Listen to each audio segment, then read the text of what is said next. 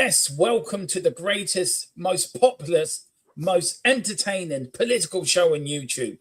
Yes, with me, Dermot, a Spurs fan, Philip and Ronan. Very relieved. Ronan's just come from back outside his sofa. He's just popped his head up, see if it's safe.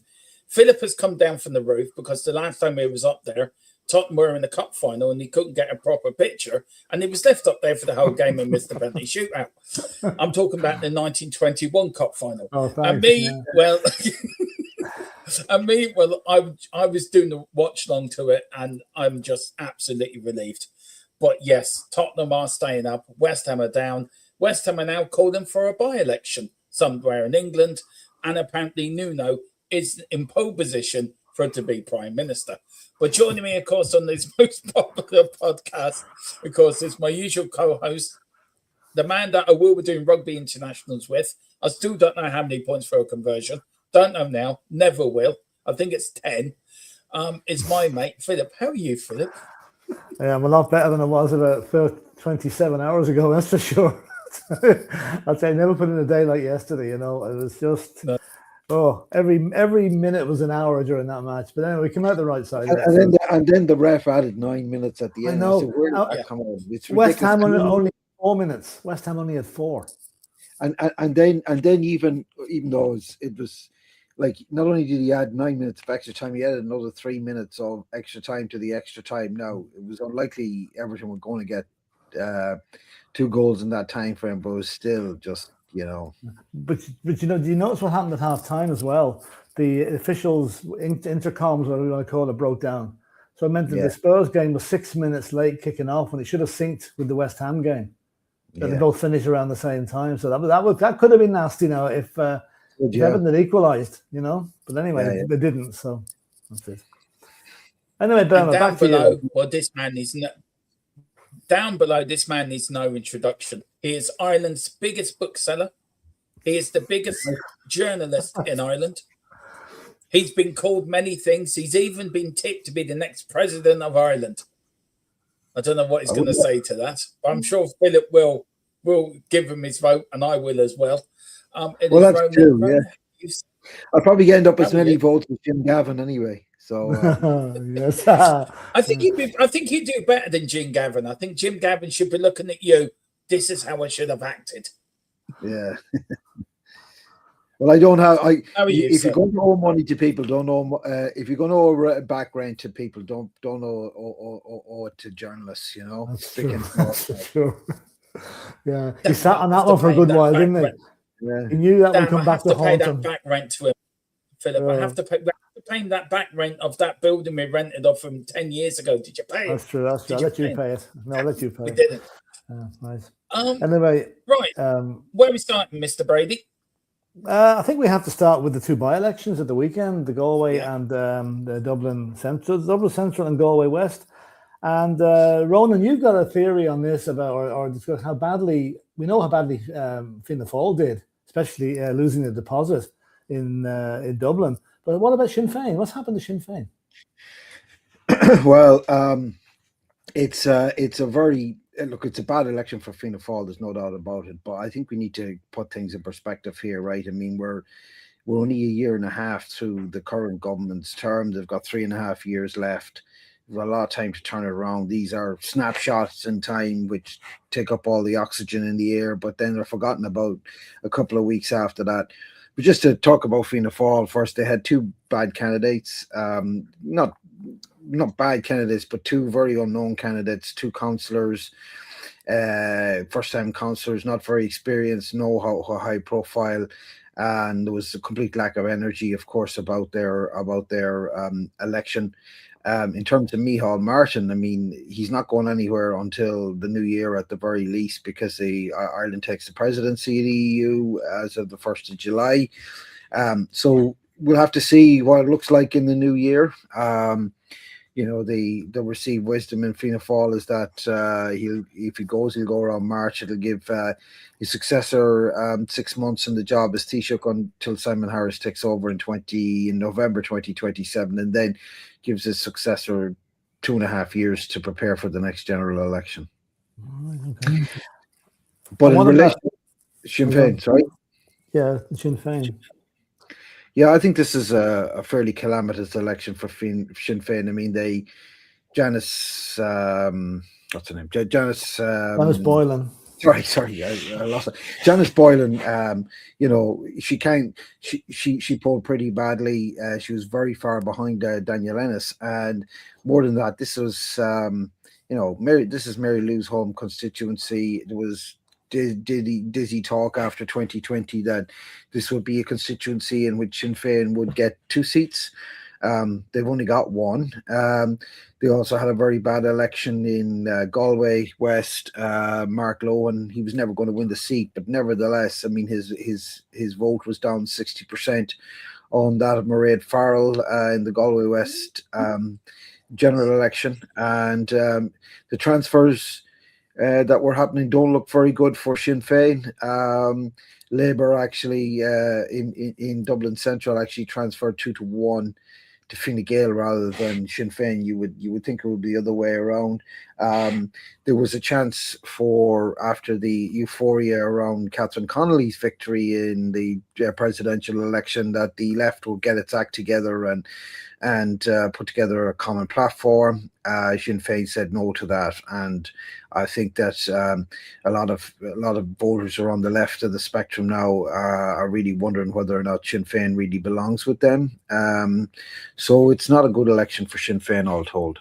It was quite unusual result in Galway West, where a government TD, a Fine Gael TD, actually won a by-election. I think that's only the third thing that's happened in the last 30 or 40 years. Yes, it is. The last one was Helen McEntee when she took over from her father, but that didn't really register. I mean, that was very much a sympathy vote, family vote. Whereas Sean Kine was TD, was a minister, so he's very high profile. He's well regarded in Galway, and it was a very big. It's a very big win for Fine Gael in Galway. They didn't do too bad either in Dublin Central. Ray McAdam, he's been the Lord Mayor. He's been fairly high profile. Now, he didn't get anything near what Pascal Donoghue got, but I think the party I think they're pretty confident they'll get a seat there in Dublin Central in the next election. What do you reckon, Dermot? What do you think? What happened to Sinn Féin? Look, it's very hard to know. Look, by-elections are an indication, aren't they, where the people are thinking and what people are going towards the next general election. Ronan, as you rightly say, that it's been a year and a bit since, this is the first major by-election. So the government will get hammering. I'm very surprised that Sinn Féin didn't put up a more of a candidate that would get the people's attention than they did. And I just feel that the people vote with their feet, and when people vote with their feet, then it is what it is. I think Micheál Martin can't survive this. I'd be surprised, Ronan, if he lasts to the end of the year. No, he will. No, they're not going to change. They're not going to change leadership while the EU presidency is going on. It's not going to happen, Dermot. I mean, and Micheál Martin is very good at this sort of international thing. We saw with Trump as well. He's very good. So no, I don't see this happening. I mean, nobody in Fianna Fáil is going to move against him until the new year. And there'll still be 3 years until the next general election. So I think it just won't happen. Nobody's going to move against him for the time being. The question I have for you two is, would there be more of a move on Mary Lou's position than out of the 3 leaders? Is she the most in jeopardy of having a move made against her? Yeah, good point. Well, in a normal political party, she wouldn't have survived the 24 general election. Sinn Féin, even though they were the main opposition party against a not very popular government, lost over 20% of its share of the vote, went down from nearly 25% to less than 20%. When that happened to Michael Noonan in 2002 as the Fine Gael leader, he lost a similar share of the vote. He was turfed out on his ear. And I just don't... that's the third electoral disaster for Sinn Féin. I mean, they got only 12% of the vote in the local elections in 2024, and now we have this by-election where, a very, very poor result all told. I mean, there are big problems here for Sinn Féin. The front bench is the same practically as it was for the last 10 years. They're not convincing the public that they are the alternative government, and they're all things to all men at this stage, particularly in relation. They're all over the place in relation to the issue of immigration in particular. So I mean, they're in a very big hole at the moment. But as I said, of a normal political party, there'd be rumblings about this, and there would be jockeying for position. But I don't see that happening at the moment. Philip, I want to ask you a separate question, Philip, on this. Ryan makes a very good point that the front bench of Sinn Féin hasn't changed in the last decade, and we see the same faces every week on the leaders' questions, and it's the same arguments come from Sinn Féin. They're the ones making the noise if Neil Martin's trying to speak, or Simon House is trying to speak. I do find the pair of them a little bit patronising, I would say, towards Sinn Féin. So if they were to shake it up a bit, Philip, shake up the front bench, change the leader, would they have to go for a younger leader, one that could probably resonate with the younger voters in this country, and get rid of the front bench? Do you think that would probably make them more electable? They're not going to change that front bench. Maybe an odd cosmetic change. I mean, that front bench, while they mightn't be doing too well with the polls at the minute, they're very good speakers. They're well trained in what they say. They mightn't do much, but they certainly can speak a good game. And the guy that I think would possibly be a good man to take over for Sinn Féin at the top job, in Mary Lou's job, would be Pierce Doherty. I don't know if you agree with me there, but Pierce Doherty's a very eloquent young guy. He's I don't agree with his politics, but he can talk. And he's very, very popular up in Donegal. I suppose, as you rightly said, Ronan, Mary Lou survived the election. She'll survive it again. She's a bit of a, what would you say? How many lives is she on now? How many of her 9 lives has she used up at this stage? But I think something would need to happen, some scandal or something to come up that would mean she leaves the position she's in at the minute. I think otherwise she's there for the duration, Yeah, I mean, you're right. They've got Sinn Féin have a big problem because they have the Soc Dems on the left, who are what Sinn Féin were 10 years ago. They're enthusiastic, they're young, they're energetic, they know how to communicate. And then on the right, they have Intu. I mean, Intu had a very, very bad election, but they've got that kind of socially conservative, anti-immigration sort of vote that Sinn Féin might normally expect. And then, of course, you have Independent Ireland. So they are being squeezed on all sides, and they've tried to play the sort of they've tried to be all things to all people, but it's not working. It's definitely not working, and they really need to have a good think about where they're going from now on, right? I mean, they have got 3 years to come up with an electoral strategy. In my view, they should be reaching out to the other parties of the left to put together a common platform, but it's not in their nature to do that. But like if they the question is this, in my view: are they a party of permanent opposition, or are they a party of government? Good point. Right? Have they got the gumption of government? Have they got the gumption to be in government? Have they got the policies? Have they got the policies? They can object to everyone else's policies, but have they got their own? That's why I always feel that there's something lacking there with policies. Well, I mean, they've got some good ideas in relation to housing, for instance, but I mean, and they've got some ideas in relation to health as well. I mean, they're very much in favor of a public health service in this country, which should play well with voters. But part of the problem is they have 2 particular obsessions. One is the United Ireland, and the other is Palestine. And these 2 issues, they generate a lot of heat and in Irish society. But if you look at all the successful polls that are done, what's the most important issues? United Ireland and Palestine are down, in the single figure. So, I mean, the issues that matter to people are housing, immigration, and the cost of living. That's what people say day in, day out. And I mean, Sinn Féin are pretty good on the issue of cost of living, and they've been very vocal about the government's policies on rents, on the amount of evictions that have been the surge in evictions that there's been since the start of the year. But I think they really need to start thinking about their messaging and the personnel they have, because it seems to me it's not working for them anymore.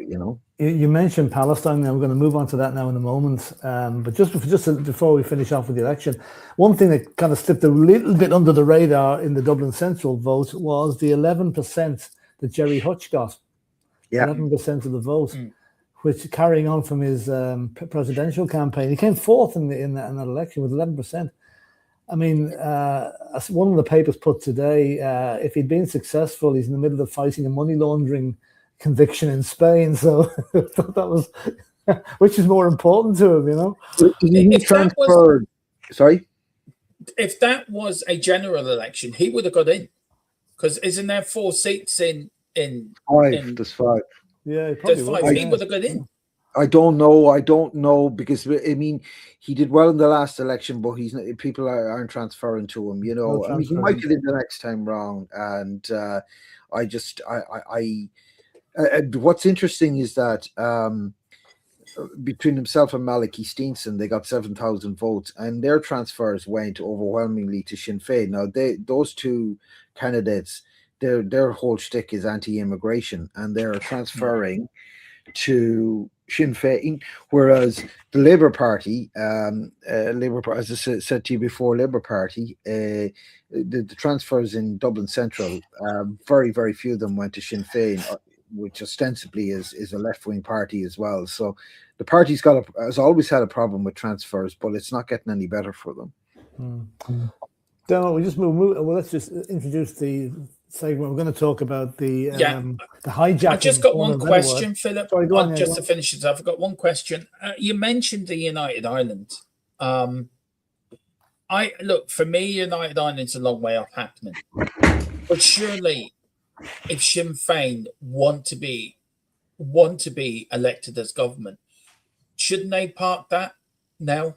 Both of you, do you think they need to park it? And a question to each of you: what major policies should they change? Do you think that would make them more electable from the country? Philip, you go first. Which one policy? Well, I think for Sinn Féin to park the idea of United Ireland would be taking away their entire reason for existing. Well, but the majority of it, Yeah, I don't mean park it. But if you could pick one sort of policy, what would it be? Oh, boys, like that. To change. I know that they are very passionate about the Palestine thing, and maybe a little bit too much. Maybe just tone down the rhetoric a little bit. I know it's a very serious situation out there. Other than that, I'm not. Do you know something? Their housing policy, I suppose, is radical. I think maybe it's too radical. Maybe it could not be implemented. I don't know really. Sorry, carry on. It's a very tricky question. It's hard to know really. I'm researching which. Sorry. I'll get you back for that. But anyway, well, they've spoken about a mini budget, which the government refused to implement after the fuel protest there last month, and the government said we can't simply react to every situation. They wanted to have they wanted to have the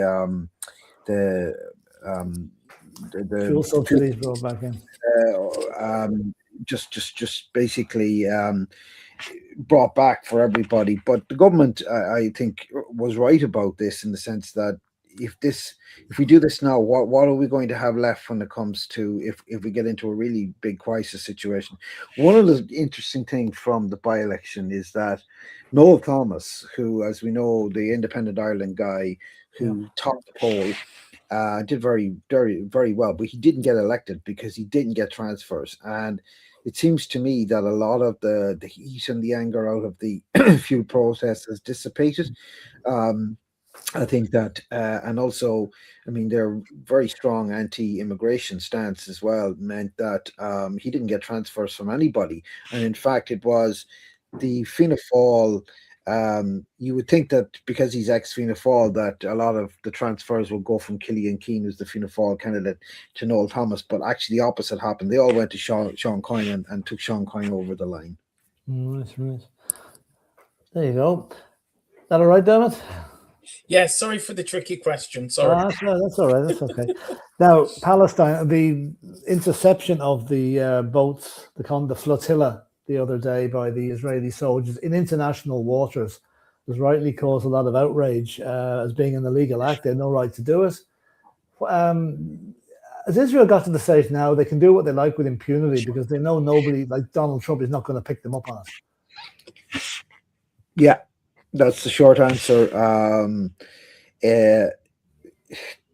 I mean, what happened with Ben Gvir last week was, I think, symptomatic, really, of the way that the Palestinians have been treated for years and years and years. It showed an ugly, vengeful, crass side to the Israelis, and of course, Netanyahu disowned this behavior by Ben Gvir, as did the foreign minister Gideon Sa'ar, but he's still in the cabinet.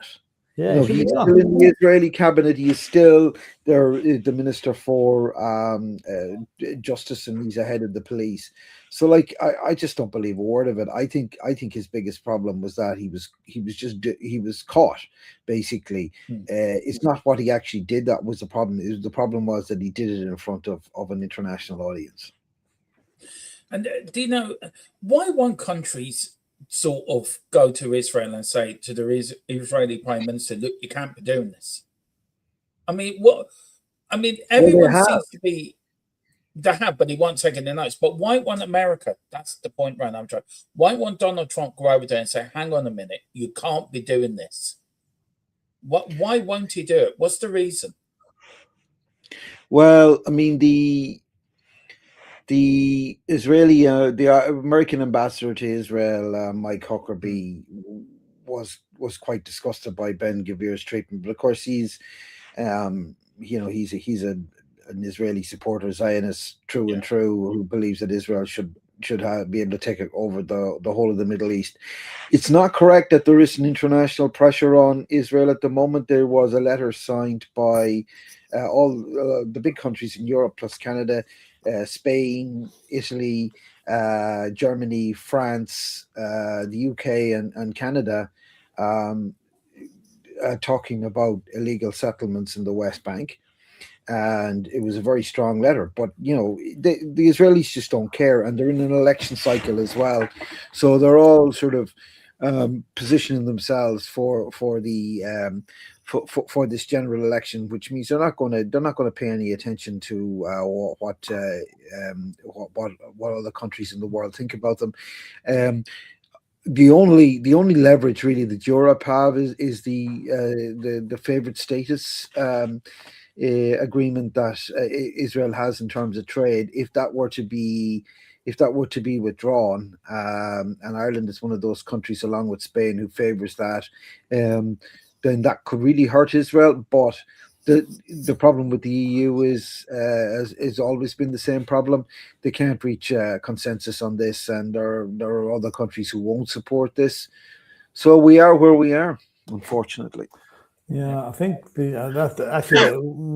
might erroneously thought that Israel still had an ambassador in Ireland. I believe she left a couple of years ago and wasn't replaced. Yeah, she did, and we still have an ambassador in Israel, but they took their ambassador out.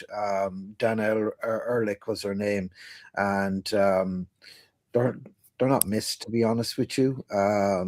She was complaining about Ireland being the country most hostile in the world to Israel. That's not true, and it's just.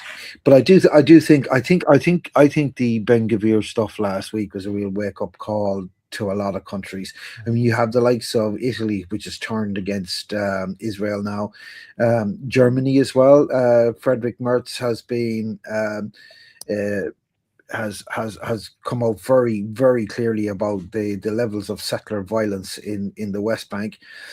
But again, they're not like, this is just talk. It's just talk. I mean, how are you going to?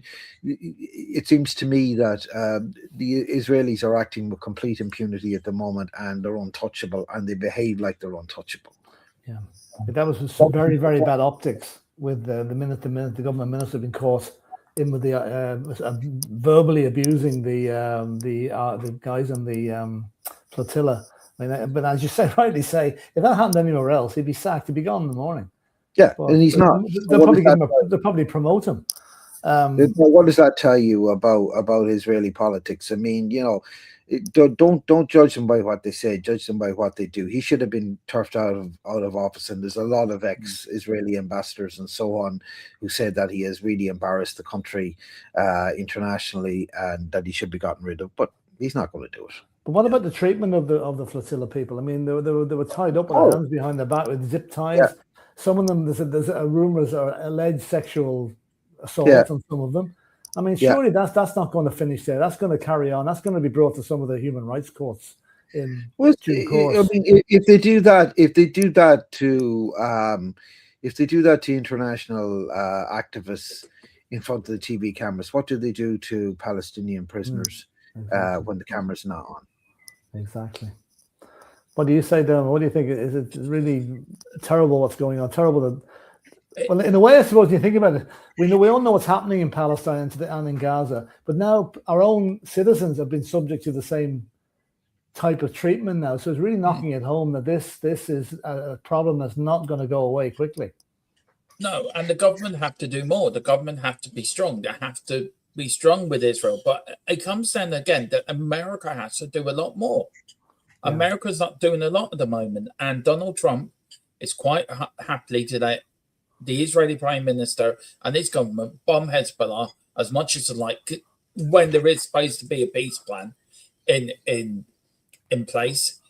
Let him run riot, let him do what he wants, and not say boo to him. And Irish citizens are now being attacked. And what I've been sitting here listening to you both talking, and I'm horrified that this is happening in international waters. And our government is not doing anything about it. It's okay sending a strong-worded letter. This country should boycott everything that comes from Israel. Boycott food. Boycott. My wife now, she will not buy anything that comes from Israel. That goes for grapes or anything. Mm-hmm. And we don't buy anything Israel in this house because we boycott it, because it's our way of protesting what they've done to the Palestinian people, what they've done to these people and these flotillas as well. And okay, the argument back from that, the Palestinian people, well, people just lobbed them in with the same with everybody else, but they're not. There's a lot of innocent people there that were being killed, hospitals being blown up, schools being blown up, and nothing's been done about it. The Americans won't do nothing. What's Donald Trump's greatest plan? Let's bulldoze the whole thing and make it into the new Monaco of the Middle East. I mean, that man hasn't got a Scooby what's going on. And there's people starving, there's people homeless, there's people being attacked, there's people being dragged, as you rightly say, Ronan, as well. What did they do to the Palestinian prisoners when the cameras are not there? God only knows what goes on. And again, America's supposed to be the biggest country in the world, supposed to be the leader of the free people. Well, do something about it. Get strong with Israel. Take away your support. Take away your independence from them, because Israel's like a naughty child that won't do what it's told. America's the parent, and the parent is not disciplining the child. Telling them don't take time out. Well, there is certainly a fault line now between Israel and United States, but not for the reasons. It's not because the United States is very upset about them targeting Hezbollah in Lebanon and killing loads of civilians, or killing loads of civilians in Gaza. The problem is that Trump is itching to make a deal to get himself out of this ridiculous Iranian situation that he's found himself in, and the Israelis don't want it. The Israelis have overplayed their hand. They were the ones who started this war. They persuaded Trump to get involved, and now we're in a situation whereby basically Trump is going to leave the current regime in place, and the Israelis are very upset about that. But boo to them. I mean, they were the ones who started this war, and they're now in a situation whereby basically even the United States has abandoned them in terms of Iran. If the United States makes a deal with Iran and the Israelis don't like it, well, tough, that's the way it's going at the moment. So it's not all one-way traffic with this relationship at the moment. But what interests me now, Netanyahu waited 15 years to get this opportunity to do what he's doing. Yeah. In Palestine. He went into Barack Obama when he took office, and Obama kicked him out. Wouldn't hear him. He went into Biden. Biden did exactly the same. Then he waited for the useful idiots in the White House to come along, and look what we're on now. Yeah. He just bided his time. Any sane man would have said, God, what are you talking about? And now the world is in crisis because of one man's ambition and one man's stupidity. The one question I would ask... Two men's stupidity. Two men's stupidity, yeah. The one question I would ask, and I put it out there, is if Donald Trump did get a deal with Iran, which I think it'd be the totals climb down retreat ever by an American president and anything they've gone in to do, could Israel continue their war against Iran? No, not really. No, I don't think so. I think Trump. What's going to happen here, I think, is Trump is going to agree to a settlement and quietly exit, and he'll claim a victory. But anyone that digs into it will find it's just the opposite. He'll be humiliated. America has been humiliated at this. But he'll. Well, you know what? You'll get away with it because the American public are so sick of this war. All they care about is their gas prices going down below $4 a barrel, and they'll say, we don't care whether this is humiliating or not. We don't care whether this is an affront to the United States. We just want cheaper gas. And so I think, again, he's going to get away with this. But I think we just all want this war to end because it's gone on far too long. I think November might tell a tale, Ronan. I think there might be changes there. Yeah. The Democrats take back House and maybe the Senate, then I think Donald Trump effectively becomes a lame duck. He does, then there'll be retribution, will be swift and merciless, hopefully. And we will bring that live. We will bring that live. Me and Philip and hopefully we will be bringing the elections live, probably for a couple of hours into the early hours of the morning. Yeah, but we will be bringing results pretty quickly there. Well, count me in for that, lads. Oh yeah, but I'm just thinking here. I don't think I've ever. You hear of corruption in like Argentina and Hungary and places like this, but we've got a president of the United States now who's openly corrupt in plain sight. He's not even trying to hide it. I mean, this 1776 slush fund to pay off anybody that invaded the Parliament, the Capitol building in January 6th. That might have been discommoded or disconvenienced by the government. One of the Proud Boys is claiming between 2.5 and 10 million. I mean, I think that could be a straw that breaks the camel's back. I think there's a lot of Republicans are looking at this and this is a bridge too far. We cannot support this. So do you think that could be a big problem for Trump if he loses this one? I like yourself. I mean, Philip, I just despair of Trump being ever held to account for anything. But this fund, just to put it in perspective, is $1.776 billion. It's a fund. Obviously, the figure is related to the fact that this is the 250th year of the United States. And this is basically a slush fund, which the Department of Justice in the United States used to appropriate a certain amount of money to pay off federal legal cases, in sometimes well-justified cases, like in cases, for instance, where an Indian tribe might have been put off their land for whatever reason, and they're claiming compensation from the federal government, and they receive it. And I think Obama put aside about $700 million to pay some Indian tribe which had won a case against the federal government, which is fair enough. This is something completely different. This is basically a fund whereby Trump will have discretion as to who to pay federal compensation to. And in his case, he wants to pay federal compensation to those people who try to usurp the democratic will of the American people on the 6th of January, 2021. It's absolutely outrageous. This is banana republic stuff. This is, and you think about what happened, what the United States was supposed to be about. It was supposed to be about laws, government. It's supposed to be a government of laws, not men, right? And you have this instance where this guy is usurping. He's taking the Constitution of the United States apart day after day after day. And you know what? I'm a big fan of U.S. history. I've read many, many books. I have never seen the United States in such a perilous position as it is now. Because even during the Civil War, most people, most of the states were united in the sense that they supported Lincoln and the Constitution held. But this is just, it's sickening. And the most sickening part of all of it is that nobody's trying to stop him. And I think the problem you've got here is Todd Blanche, the acting Attorney General in the Department of Justice, which has become basically Trump's personal solicitors, if you like. Now, they're doing his bidding rather than being neutral, which they always were under any other president. Yeah, it's outrageous,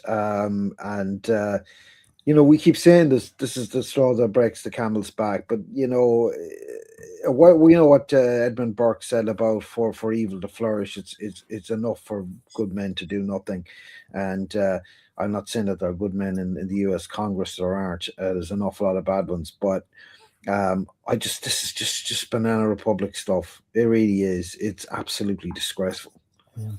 Dermot, what do you reckon? I'm sitting here in disbelief. I'm thinking, how can this man run a country? How can this be allowed? I mean, we've gone through our own type of corruption in this country with Charlie Hottie and some of the Taoiseachs that came before him and after him. But we've seen corruption, but never on this level. No, never on this level. And we can all have a go at Putin. We can all have a go at the presidents in Hungary or whatever.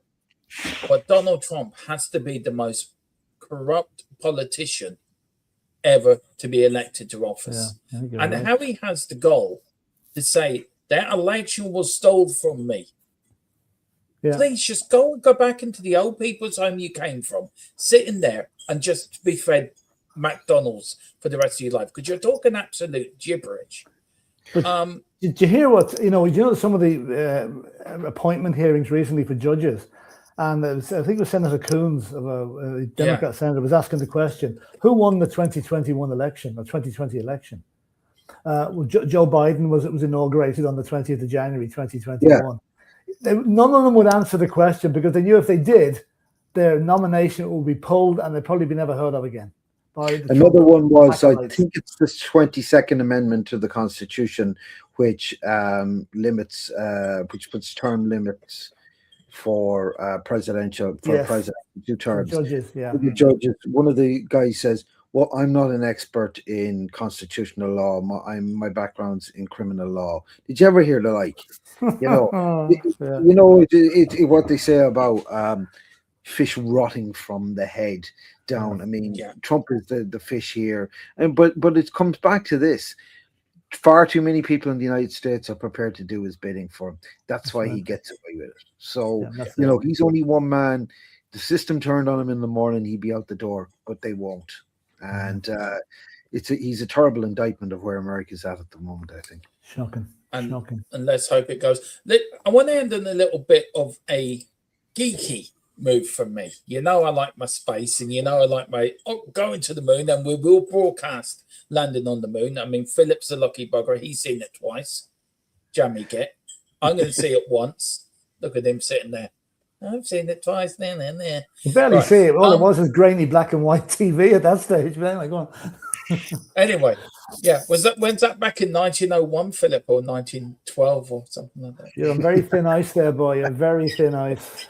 Don't go skating. Anyway, more horses had been sent down from me from the Godfather.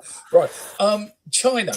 astronauts are on a new mission to spend a year in orbit. China launched its rocket. Yes, they would see Chinese astronauts spend a whole year orbiting for the first time, a crucial step in Beijing's ambition to send humans to the moon by 2030. I mean, Philip, look, there is a space race between the Americans and between China. Look, we know the Americans are going to win because they're going to fake it and they're going to build a big set in Hollywood. Here we go again. Here we go again. No, seriously. I mean, that's how they won the last space races. They're going to win this one. Nobody's going to know the difference. But China, are you secretly hoping China beat America to the moon? No. Would that be a little bit of a up yours sort of thing from the Chinese? If they do, a fair boost them. But I mean, how can you survive a year of Chinese takeaways? God, probably come back about 3 times the weight they were when they went up. That might even stop the thing landing on the moon. It'd probably put it off course and miss it. Seriously though, with them spending a year up there, isn't that sort of why are they doing it? Because the Americans haven't done that, so why are they doing it? They've been told by Mr. Zing or whatever you call him, the Z. I don't know. Like, listen, you know how advanced the Chinese are technology wise. You know, I mean, it's no surprise that they can do that. You know, they're probably sending up a food truck alongside it. Yeah. But no, it wouldn't really bother me. I'd quite welcome it. I think it'd be good to give the Americans a run for their money. I remember in the day when it was Russia trying to get to the moon first and America beat them. You know, so this is something similar. This is the 21st century version of it. You know? Is there some indication that China is going to go to the moon? Because it's not, the United States is supposed to go in the next 2 years. Isn't that right? Yeah, it is. It's the next 2-3 years, but they want to send humans to the moon by 2030. China. Yeah, but I think, as far as I'm aware, the United is it not the case that the US is going to go in 27 or 28? Yeah. They're doing Artemis 3 is not the one that's going to the moon. It's going to be Artemis 5, I think. Yeah. Just let me double check on this. They aim to return humans to the moon by 2028. Yeah. That's right. So that's and they're well on course for that because obviously Artemis 2 is a very big success. So when is Artemis 3 going? Later this year, I think. Yeah. Later this year, I think. Just let me double check on that. Let me double check. Just take over for a minute, Philip. Let me find the dates. I mean, I don't remember the moon landing, so I would be incredibly excited about that. And I didn't think it was going to happen at all. But I'm starting to believe now after Artemis 2, which was a very successful mission. And so we got 3, 4, and then 5 is 2028. So, well, I mean, the Chinese 2030... Like I think the United States are going to go back there before then. I mean, the way things are going anyway, you know. Yeah. That's a question. I think the what do you call it? The excitement. This is a whole new generation. This is like people in my generation have seen it all before. This is all going to be new, and it's.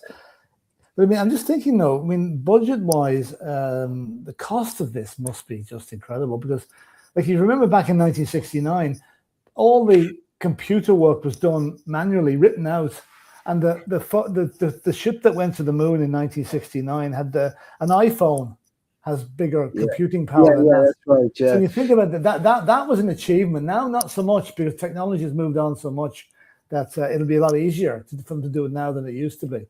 Yeah, and they've got the private sector involved, which is Elon Musk, I'm sure, somewhere in there, you know. So, I mean, they can afford it. I mean, it'd still be a lot less than this stupid war they're doing in Iran. Oh, well, that's true. I don't think money is the issue here. I think the issue will be obviously with our health and safety culture nowadays, you know. They want to make sure that everything is done right. Did you find out? I did. Launch date is late 2027. That's planned. And they're planning to do with Artemis 3 is to test all the because they're going to put a lunar to it as well, to what they did with, I think it was Apollo 8 and Apollo 7 and 8, I think. They're going to teach it, and then Apollo, then Artemis 4 and Artemis 5 and Artemis 6 all going to land on the moon. So late 2027. It is already built, Artemis tree. It's already been transferred now to the assembly place. When is it leaving? When is it leaving? It's already left. Parts of it have already left. No, So but when is it due to launch? When's the launch date? Late 2027. Late next year. Have you put your name down? Have you put your name down as one of the astronauts yet, Dermot? Oh yeah, I have. Yeah, you and me are going, Philip. No. I'll wave you off. You can go. Yeah, I'm going to take a gorilla with me from the zoo. Anyone listen to Seamus Moore? We're punching on the moon. No, exactly what I'm talking about. A man from Kerry and a gorilla went to the moon to find leprechauns. Apparently, George Bush said there was leprechauns on the moon, and we had to go and find out. Who do you send? Send the Kerry man. Bowl? That's what I'd like to know.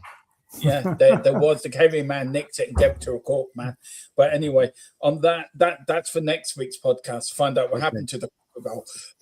Philip, do you want to talk about anything else before we wrap up? No, I think we'll wrap it up. I think we've covered all the subjects we want to tonight. All's good with the world at the minute. Tottenham are still in the Premiership. And, that's all that matters, really. Yeah, that's it. Yeah. That was I do have a little bit of breaking news, Tottenham news, actually, on the end of this podcast. This is from Fabrizio Romero. I'm waiting to get it confirmed because I know everyone trusts Fabrizio. I don't. So I'll wait to get it confirmed from my man that Tottenham have been in advanced talks for weeks with Andy Robertson over a free transfer deal close. The deal is very close, but Juventus have also entered the race and trying to hijack the move with a proposal decision up to Robinson now. I'd say he'll come to Spurs, actually. I'd say he'll go to Spurs. He's young kid. He don't want to Italy. That's the There's talk about coming to Spurs and then moving to Celtic to finish off his career. Here we go. Yeah, I know. All right, guys, I'm going to head off. Hey, lads. Roland, thanks a million for coming on as usual. Talk to you soon. We'll see you again very soon, all right? Yeah, absolutely. See you, Ronan. Thank you so much. Bye-bye. We'll take Ronan out there now. Philip, that is it. That's the end of another successful podcast where we've put the work right, where you've told Donald Trump what you think of him. Ronan's told the Irish Tea-Shop what he thinks of him. And I've just sat here and laughed and think it was a hilariously funny podcast altogether. When we're back next, Philip, when's our next podcast? I think Monday night looks to be sort of settling in as a good night for it, Yeah. So we're back next Monday night. Next Monday night. 9:30. So do join us for more laughs, more giggles, more political rows, Philip talking sense, me gibberish, and then Ronan just say, look, I'm the big daddy here. I know what I'm talking about. Exactly. We leave it to him. Thank you all for watching. And now we're going to run out. Please do like and subscribe to the channel, but do me one thing. Please learn the Trump dance because Philip will show how it's done next year. See, there we go. On that bombshell, see you next week. Bye-bye.